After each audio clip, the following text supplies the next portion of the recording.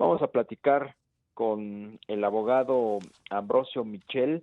Él es especialista en delitos fiscales y financieros, socio del despacho Michel Abogados. Vamos a conversar sobre pues esta aprobación hoy por parte del Senado de una reforma muy controvertida. En su momento se rechazó en la Cámara de Diputados, si mal no recuerdo, que va a permitir a la Secretaría de Hacienda, más bien a su brazo fiscalizador, a su brazo policíaco más que fiscalizador, a la Unidad de Inteligencia Financiera, a la UIF, le va a permitir a la UIF bloquear y congelar cuentas de personas señaladas por terrorismo o por lavado de dinero. Ambrosio Michel, ¿cómo estás? Muy buenas tardes, gusto saludarte. Buenas tardes, Darío. Buenas tardes, Rogelio. Y gracias por la invitación. No, gracias a ti por tomarnos la llamada, Ambrosio. ¿Qué opinión como experto, que eres abogado, también fuiste su procurador fiscal en su momento, ¿qué opinión te merece pues estas nuevas atribuciones que el Senado le está confiriendo a la Unidad de Inteligencia Financiera? Bueno, creo que toda opinión respecto a esta materia no debe ser sesgada, sino tomarlo no solamente como abogado en mi caso, sino también como ciudadano, como mexicano, preocupado por los altos índices de corrupción y de impunidad que han prevalecido en nuestro país. Considero que toda reforma legislativa, administrativa y política criminal encaminada al combate de los delitos de cuello blanco, en este caso, es verdaderamente loable y digna de aplaudirse. Sin embargo, también debemos considerar desde el punto de vista estrictamente jurídico y también dentro del ámbito de los derechos humanos, que hay cosas sobre las cuales ya se ha pronunciado la Suprema Corte de Justicia de la Nación sobre esta materia, que es el bloqueo de las cuentas financieras, no solamente las bancarias. Sobre esto hay que recordar que si bien lo que más se conoce en los medios de comunicación es la famosa jurisprudencia de la segunda sala, en la que se determinó que el bloqueo de cuentas llevado a cabo por la Unidad de Inteligencia Financiera solamente puede llevarse a cabo cuando provenga a petición de una autoridad u organismo internacional o en base a una relación bilateral con la que tenga México un tratado.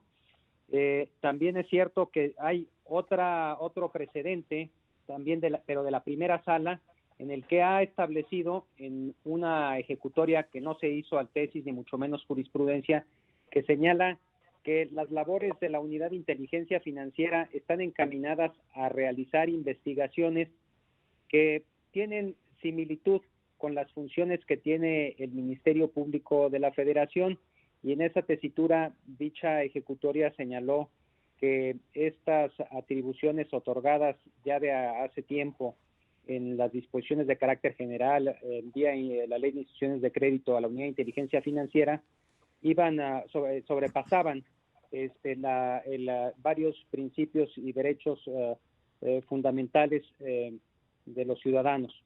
Entonces, tenemos dos resoluciones, una de la primera sala en la que señala que las atribuciones que desempeña la Unidad de Inteligencia Financiera tienen relación estricta con lo que es la función ministerial de investigación de los delitos, y por el otro lado existe una jurisprudencia sí obligatoria de la segunda sala que establece que la Unidad de Inteligencia Financiera solamente puede determinar el bloqueo de cuentas cuando sea a petición de instituciones, de organismos internacionales o de gobiernos o derivado de tratados internacionales en los que México haya suscrito. Esto lo saco a colación porque la reforma que se acaba de aprobar en el Senado, y que, bueno, por supuesto falta que pase a la Cámara de Diputados, porque sufrió algunas modificaciones en la Cámara de Origen y en la Cámara Revisora, la reforma está encaminada a lo que es la garantía de audiencia. en lo que se hizo en esta reforma a la Ley de Instituciones de Crédito fue básicamente añadir un procedimiento en un título quinto, en concreto con un capítulo quinto dentro del título quinto del que es el área de sanciones o el apartado de sanciones de la Ley de Instituciones de Crédito, para establecer un procedimiento en base al cual la Unidad de Inteligencia Financiera puede llevar a cabo el bloqueo de cuentas. Este procedimiento ya estaba establecido en las disposiciones de carácter general, en concreto en las disposiciones 70-75 emitidas por la Secretaría de Hacienda y Crédito Público. Lo único que sucedió con esta reforma fue que estas disposiciones, estas normas contenidas en las disposiciones de carácter general que permitían a la Unidad de Inteligencia Financiera bloquear cuentas, ahora forman parte de la Ley de Instituciones de Crédito. Es decir, se cumplió con un principio de legalidad para dar cumplimiento, para satisfacer lo que es la garantía de seguridad jurídica, en el sentido de otorgar la garantía de audiencia al particular dentro de un procedimiento ya previsto en ley.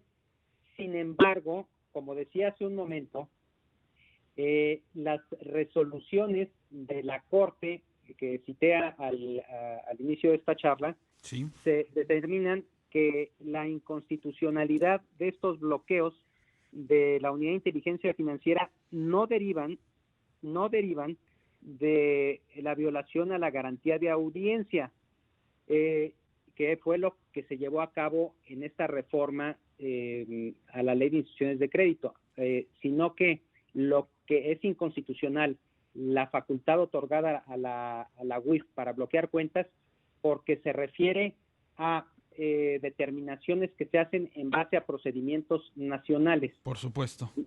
Entonces, hombre, creo sí, que la reforma es buena, es loable, pero se quedó un poco corta y espero que en el futuro pueda también corregirse y ampliarse la reforma para que la Unidad de Inteligencia Financiera cuente con facultades expresas y contundentes que le permitan seguir bloqueando cuentas de manera preventiva para cumplir con los compromisos que ha adquirido México, sobre todo derivados del Grupo de Acción Financiera Internacional. Por supuesto, Ambrosio. Buenas tardes, te saluda Rogelio Varela. Ambrosio, ¿y de alguna manera esta nueva legislación reconoce a México como un paraíso para lavado de dinero al poderse brincar una orden judicial y, como tú dices, de manera preventiva congelar cuentas? Bueno, he visto en los medios de comunicación que ha habido manifestaciones de diferentes personas, diferentes agrupaciones, señalando que este tipo de acciones, en concreto el bloqueo de cuentas decretado por la UIF, requiere de autorización judicial. Hay que tener en cuenta lo que dije al principio del programa, por eso así lo manifesté, que había un precedente de la Corte que señalaba que las funciones de la UIF invadían las funciones del Ministerio Público, es decir, las funciones de investigar delitos. Sí.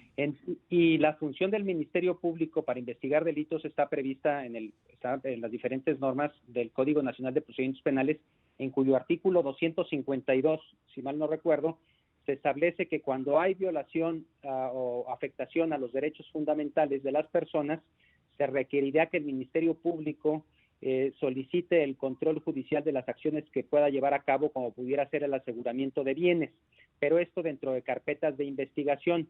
Aquí lo que tenemos es que no es una función llevada a cabo por el Ministerio Público dentro de una carpeta de investigación, sino por parte de la Unidad de Inteligencia Financiera dentro de un proceso interno que no está regulado por el Código Nacional de Procedimientos Penales.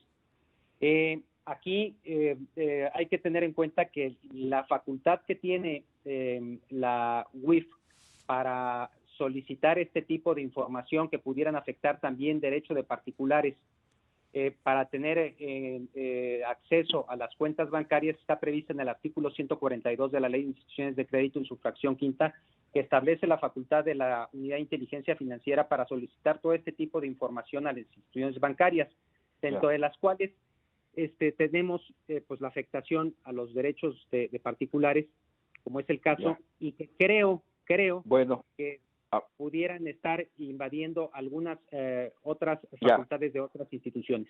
Pues, Ambrosio Michel, abogado especialista en delitos fiscales y financieros, muchísimas gracias por la explicación. Muy buenas tardes. Gracias, Darío. Gracias, Rogelio. Que tengan buen día. Hasta pronto. Adiós. Igualmente.